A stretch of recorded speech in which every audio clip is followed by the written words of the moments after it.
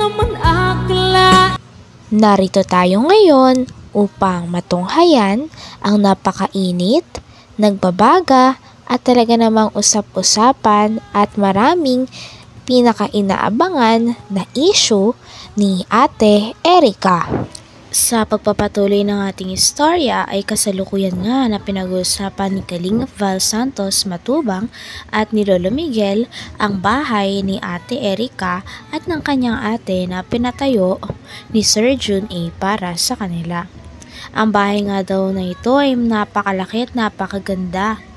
Kaya naman sabi ni Lolo Miguel ay talagang kaya siguro gusto na nilang lumipat at hindi na sila tumanaw ng utang na loob dahil mataas na ang nalipad nila. Paghihiwalay daw kay Rab ko, ay gustuhan nila yun. Sila may gusto, lahat. Sila may gusto nun. Nabi sa amin yun.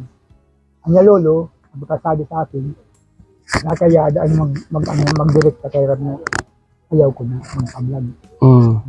Bakit daw? Anong dahilan? Ayun, napapagod daw siya. Wala daw nakukuha ang tira. Sabi, ano kuha natin? Hindi, nakedi. Kung ganyan nila nakedi, bahala kayo magsabi. At sabi sa akin, ikaw nalulo. Nagsinungaling pala. Ikaw na niya lulo. Edi, ako naman, naglakas loob. Nahihiya ako kayo. Mas baga nahihiya ako. Kinuwang ko na. Yung pala, yung pera pala, yung kalating million na sa kanila na. Sa kanila. Yun ang dahilan doon. Alam na nila Kuya Bal. Alam na ni May ang usapan kaya nag-ayaw sa Erica. Yun talagang ang ibig sabihin talaga ang pera ang target nila. Sa amin nagsasabi na binibigyan sila pag nagdadagdag sila Yung bahay ba nila nakita mo? ginagawa. Nakita ko po Ngayon. Malaki ba yung bahay na yan? Maganda daw po. Maganda po sabi ni Papa. Si Papa. Maganda kuya, maganda po. Ano noon, nagpunta sukat. Maganda, malaki. 21 yun. Malaki. Ang kalahati nun, may silong, pinabuhos ko. Buhos, taas ko. Okay. Yung 2 kwarto, 2 kubika. May kwan po yun, yung sapa yung ganun, at maliit na yung luti, pinaplurin ko po pa ganun, parang balkonahe. Yung bang bahay na yun, kaya nung pira yun? Sabi mo nga po sa matanda, hindi sa lovers. Hindi po, hindi. Sabi nga po nag-aambi na naman eh. Hindi po kayo. Hindi sa kanila, kay Jun E talaga yun. Yung tulong na yun. Magkano inabot ng bahay nila? Kung po yun, baka kung mahigit 2 milyon. 2 milyon? Ba malaki-laki no?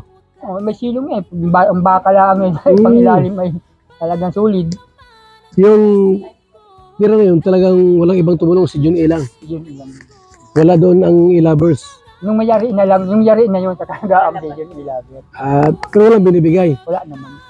May binigay siguro kung nakay sila, kung paano. Pero sabi yung ilabi nga, nagbigay. Nasa bulsa nila. Okay.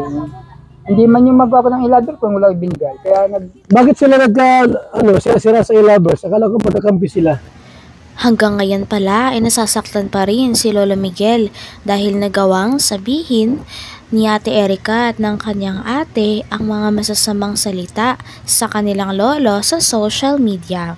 Grabe nga at nagtatampo na baka hindi na nga daw umabot sa punto na kausapin pa ni Lolo Miguel si Ate Erica o ang kanyang mga apo forever.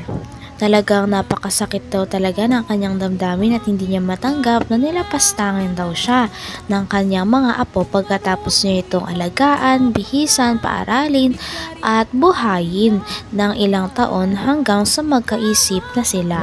Kaya sila ang hambugin talaga. Nasa kanilang bira, kabutugan. Masap lang yun.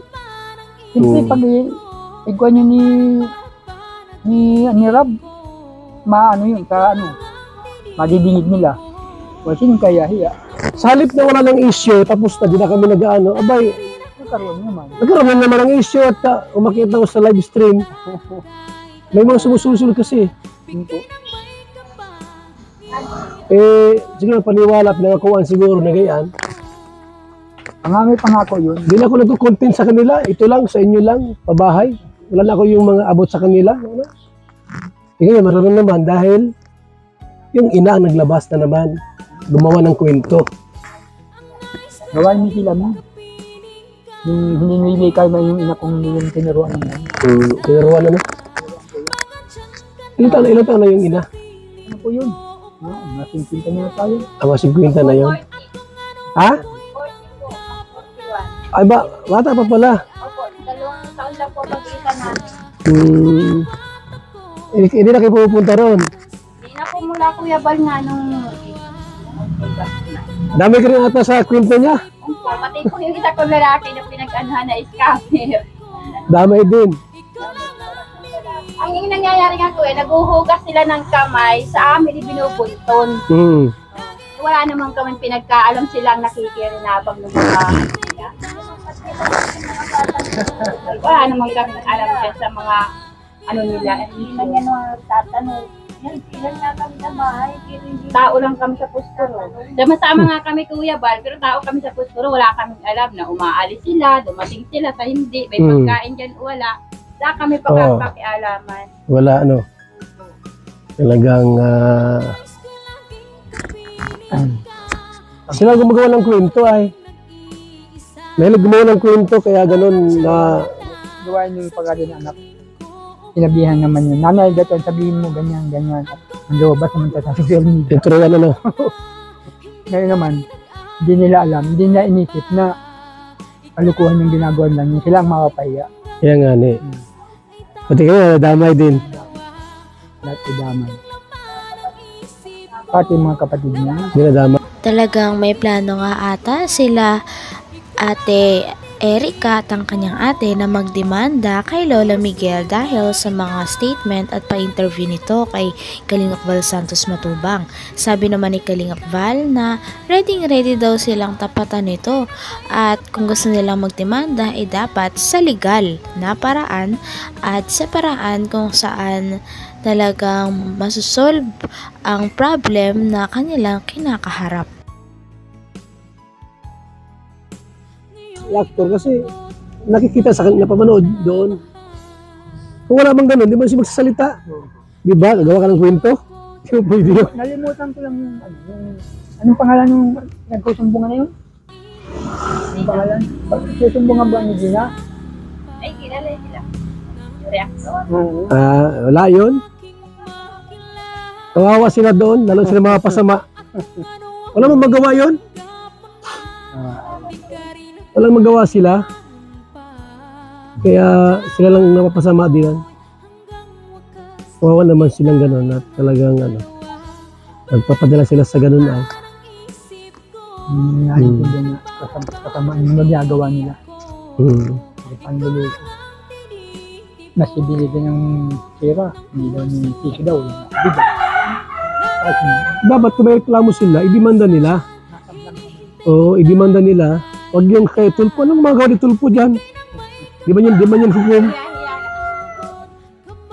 Bubuklat lang ang Kahit man yan, sila ang kahiya dyan. Kaya naman nasabi ni Gina yun, yung anak ko, hindi mo binibigyan ng pera natin dyan. walang alam. Walang alam. Kaya kawawa nga si yung anak mo.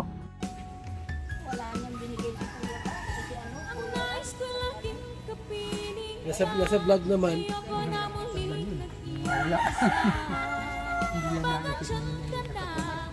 Ka-vlog. Kaya pag ano tayo yung Kakapit nga po yung lahat. Bali ano na po yan, 20. Oo, kailangan mabili pa ako ng kahoy. Kasi ibang gagawa na, pagkatapos na yung blocks, iba na magbubong noon. Iba na kasi yun, bakal ang ibang grupo na naman. Process bakal. Kasi pagka yung kahoy, madali mabulok. O sino yung apurin yan? Kahit dyan, apurin yan? Ayun? Oo. Anak nito? Hindi ko niya. Depensa ni Erika yan. Saan galing yan? Manila? Anak, ano anak yan? Anak mo? Sa papo. Mas maganda kay Erika. Hanggang dito na lamang muna ang ating napakainit, nagbabaga, pinakainaabangan at usap-usapan na latest issue ni Ate Erica. Maraming salamat sa inyong panonood. Hanggang sa muli. Bye!